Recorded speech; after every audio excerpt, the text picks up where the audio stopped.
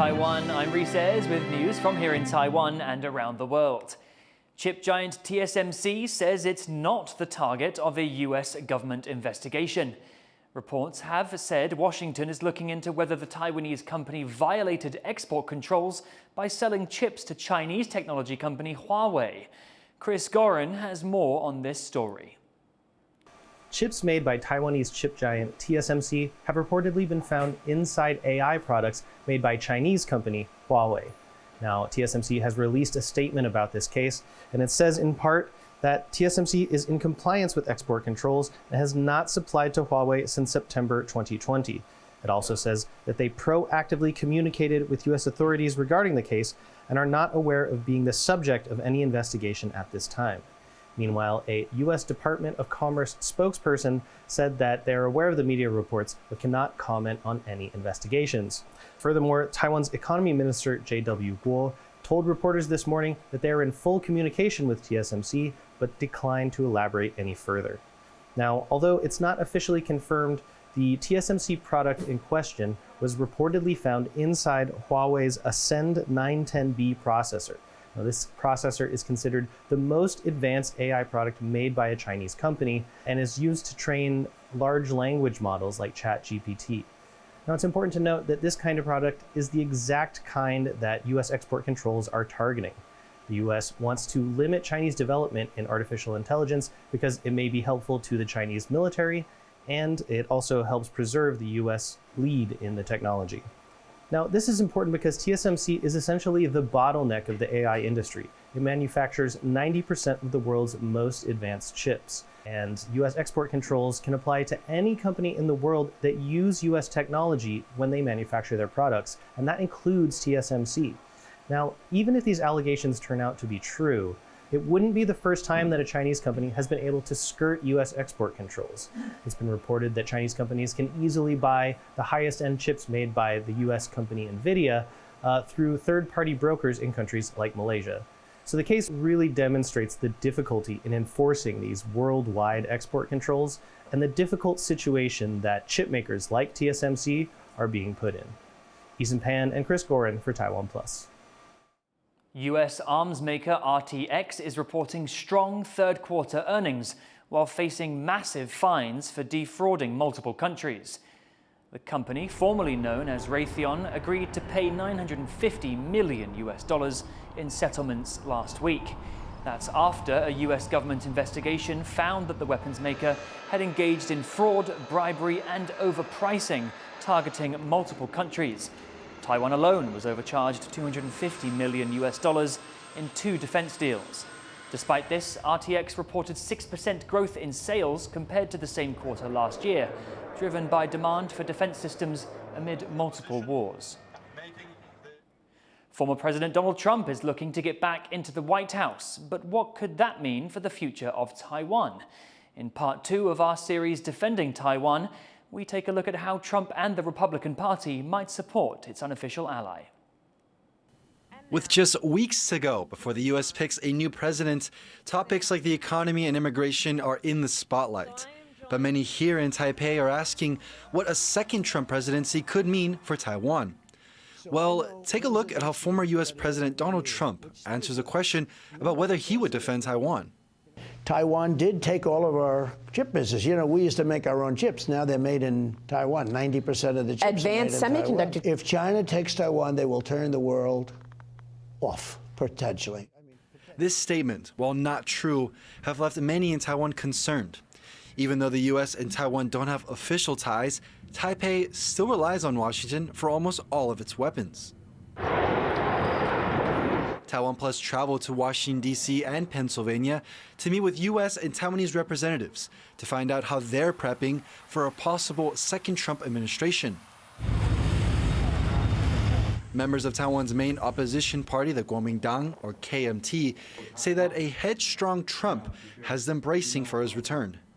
I think we need to understand that President Trump is a person that will stick with his first impression or a fixed mindset on certain issues.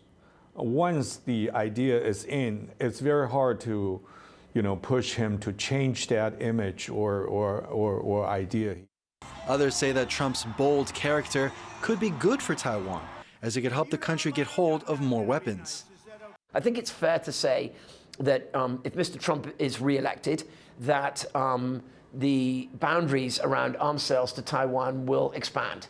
With Mr. Trump, we get more unpredictability, of course, and that creates anxiety and concern. He's also talked about defense and how the United States gets nothing back for its underpinning Taiwan security. Trump has been known to be very vocal on certain issues, including Taiwan, which faces the threat of invasion from China. Recently, Trump criticized Taiwan for not paying for its defense, but looking at the numbers, they tell a different story.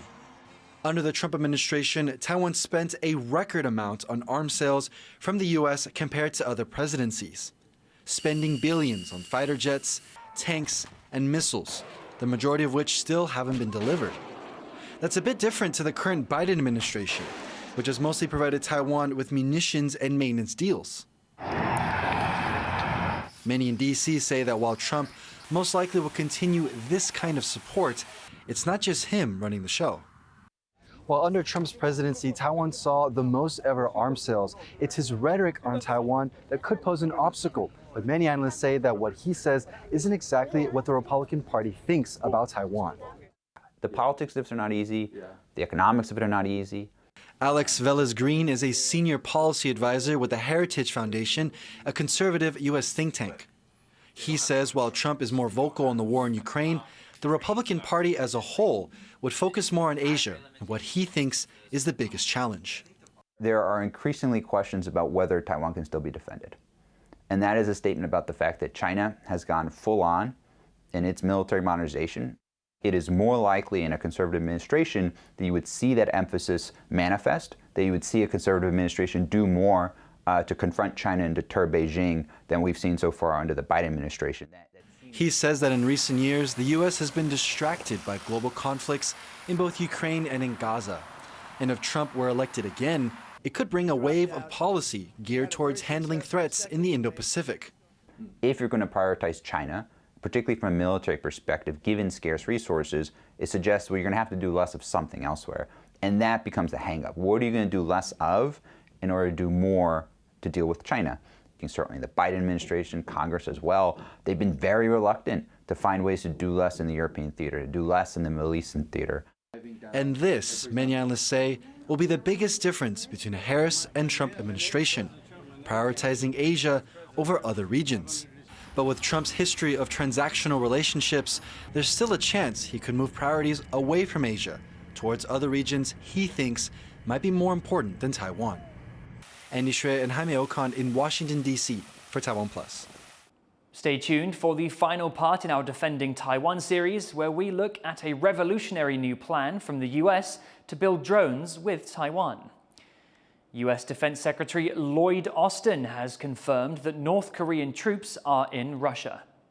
Now, we are seeing evidence that there are North Korean troops that have gone to Africa. Now, what exactly? Excuse me, not Africa, but Russia. What exactly they're doing, left to be seen. These are things that we need to sort out.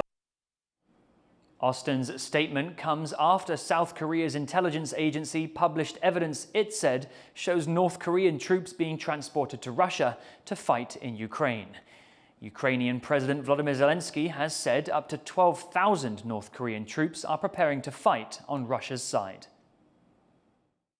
China and the Vatican have extended a provisional agreement that allows for the appointment of Catholic bishops in China. To learn what this says about China and the Vatican's relations, Harel Hughes spoke to Vatican researcher Thomas Chingwei-Tu. China's foreign ministry has announced an extension on the provisional agreement to appoint bishops in China.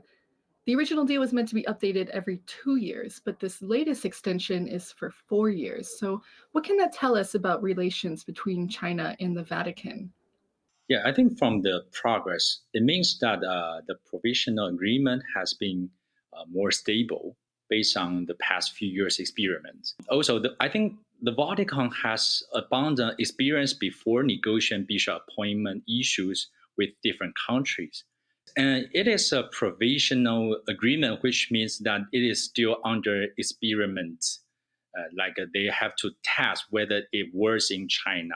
So now from every 2 years, they have to renew the agreement now to every 4 years, which means that the experiment is going well. So it's a good news for both sides, because I think from the negotiating counterpart, they all want to settle things down as soon as possible.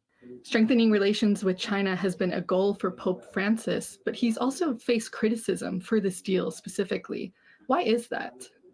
Yeah, because I think most of the people in the world agree that China is not a country with religious freedom. The case in China is even worse under Xi Jinping's governing. Therefore, it will be very complicated for people, especially for those are not Catholics, to believe that or to imagine that how the Vatican would like to sign a contract with China. But I think for Pope Francis, his first priority is to protect Catholics, people in China.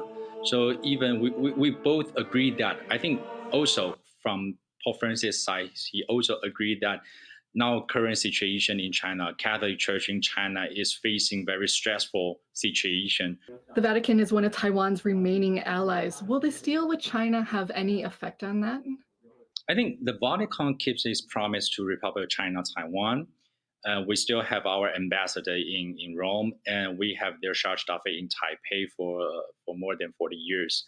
They also keep aiming for equilibrium on both sides.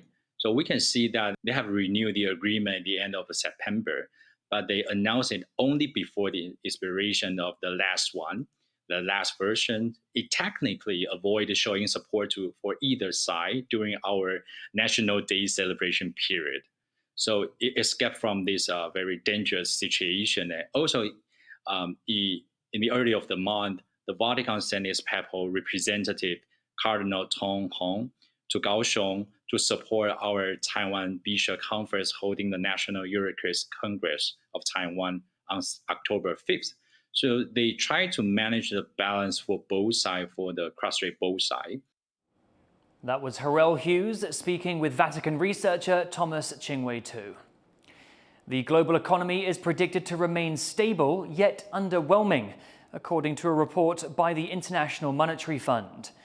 Conflicts and extreme weather across emerging economies in the Middle East and sub-Saharan Africa are disrupting production and exports. However, positive forecasts for the United States and surging demand for tech and AI in Asia are somewhat offsetting those negative effects. Global growth is expected to reach 3.1% in 5 years, an underwhelming figure compared to pre-pandemic numbers. The government is planning help for the 10,000 or so workers expected to lose their jobs as Taiwan works to achieve net zero carbon emissions. It's looking to use the revenue from carbon taxes on emitters to retrain these workers. The Environment Ministry says green energy is a promising field for them, as the green sector should produce 20,000 new jobs. The Environment, Labour and Economy Ministries are setting up a platform to make this retraining program a reality before the 2050 net zero goal. 3个部会一起来针对受到气候变迁、受到近邻，因为全球的趋势，我们必须要转比较辛苦的这种劳工朋友来协助他们来进行这种绿领的，因为绿领的工作，它相对的待遇也可能比较高，也比较有未来性。The minister says the program is set to start next year. Thank you for watching What's Up Taiwan. You can visit the TaiwanPlus website or follow our social media for more stories from Taiwan and around the world. Finally today, check out the first day of the International Defense and Aerospace Exhibition held in Turkey. I'm Reece. Take care and see you next time.